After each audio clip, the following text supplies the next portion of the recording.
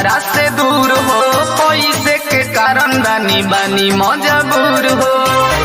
सुनता का सुनो जाए के न मन करे तोहरा से दूर हो, पैसे के कारण रानी बानी मजबूर हो। नहीं जे कमाईब तो कहाँ से खियाईब, करब याद तोहे हरदम। हेले जाबो कदी चंदन ए राजा जाता रा तू तो लंदन। हेले जाबो कदी चंदन ए पिया जाता रा तू तो लंदन।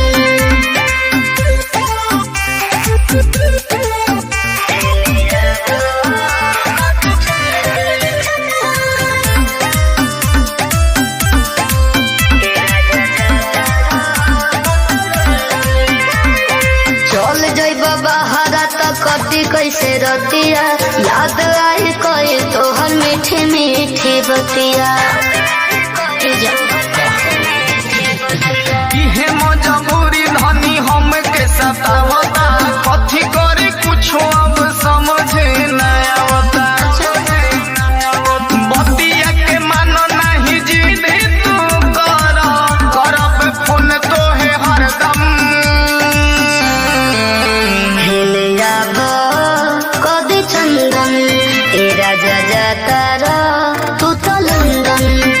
हेले जाबो कदी चंदन ए पिया जाता रा